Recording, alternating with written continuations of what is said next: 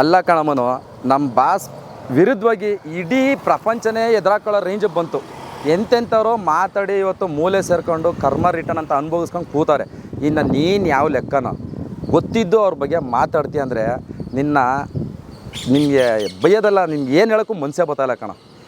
ನಿನಗೇನಾದ್ರು ಮಾನವ ಮರ್ಯಾದೆ ಅನ್ನೋದಿದ್ದರೆ ನೀನೇ ಮಾಡಿದರೆ ತಪ್ಪು ಬಂದು ಕ್ಷಮೆ ಕೇಳು ಎಲ್ಲರ ಹತ್ರ. ಇಲ್ವಾ ಅನುಭವಿಸ್ತೀಯ ಮಾತ್ರ. ಅಂದರೆ ಈಗ ಧ್ರುವ ಅವ್ರ ಫ್ಯಾನ್ಸ್ ಏನು ಹೇಳ್ತಿದ್ರೆ ಅವ್ರು ಸಿನಿಮಾ ನೋಡಲ್ಲ, ಅವ್ರನ್ನ ಬ್ಯಾನ್ ಮಾಡ್ತೀವಿ ಸರ್ ಈಗ ಅವ್ರು ಹೇಳ್ತಿದ್ದಾರೆ ಸರ್, ನಾವು ಆಲ್ರೆಡಿ ಅದು ಡಿಸೈಡ್ ಮಾಡಿದ್ದೀವಿ ಸರ್.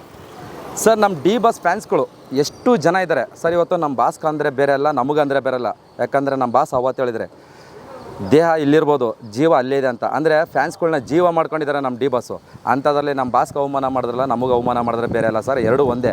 ಮನುಗೆ ಇವತ್ತು ಹೇಳ್ತೀವಲ್ಲ ಸರ್, ಅವ್ನು ಮಾತಾಡೋದು ಕನ್ಫರ್ಮು ಅಂತ ಆದರೆ ಸರ್, ಲೈಫಲ್ಲಿ ಡಿ ಬಾಸ್ ಅಭಿಮಾನಿಗಳ ಕಡೆಯಿಂದ ಅವ್ನು ಮೂವಿ ನೋಡ್ತೀವಿ ಇಲ್ಲ ಅವ್ನು ಕಾಮಿಡಿ ಶೋ ನೋಡ್ತೀವಿ ಅನ್ನೋದು ಸುಳ್ಳು ಸರ್. ಆ ನಿರೀಕ್ಷೆ ಬಿಟ್ಬಿಡೋಕು ಸರ್. ಅವನ ಮೇಲಿರೋ ಒಪಿನಿಯನ್ನೇ ಕಂಪ್ಲೀಟು ಬೇರೆಯೇ ಇರ್ತದೆ ಸರ್.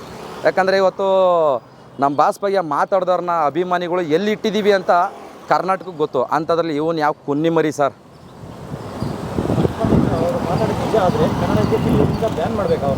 ಸರ್ ಖಂಡಿತ ಸರ್. ಇಂಥವ್ರು ಇನ್ನೊಂದೇನೆಂದರೆ ಸರ್, ಇಂಥವ್ರನ್ನ ಬ್ಯಾನ್ ಮಾಡೋದ್ರಿಂದ ಒಳ್ಳೆಯದು. ಕಾಂಟ್ರವರ್ಸರಿ ತಪ್ಪುತ್ತೆ, ನಾನು ಅನ್ನೋ ಅಹಂ ಹೋಗುತ್ತೆ, ಮತ್ತು 4 ಜನಕ್ಕೆ ಬೆಳಿಬೇಕನ್ನೋ ಆಸೆ ಇರ್ತದಲ್ಲ, ಇಂಥವ್ರಿಂದ ಅವರು ಕೂಡ ಬಿದ್ದೋಯ್ತಾರೆ ಸರ್. ಯಾಕಂದರೆ ಯಾರು ಸಪೋರ್ಟ್ ಮಾಡಲ್ಲ, ಈ ಥರ ಮಾತಾಡ್ಕೊ ಬರ್ತಾರಲ್ಲ ಸರ್. ಈಗ ನಮ್ಮ ಬಾಸು ಈಗ ಯಾರಿಗಾರು 10 ಜನಕ್ಕೆ ಒಳ್ಳೇದು ನೋಡೋಕ್ಕಂತ ಮುಂದೆ ಬರ್ತಾರೆ. ಇಂಥವ್ರನ್ನ ನೋಡಿ ಅವರು ಹಿಂದಕ್ಕೆ ಹೋಗ್ತಾರೆ ಸರ್.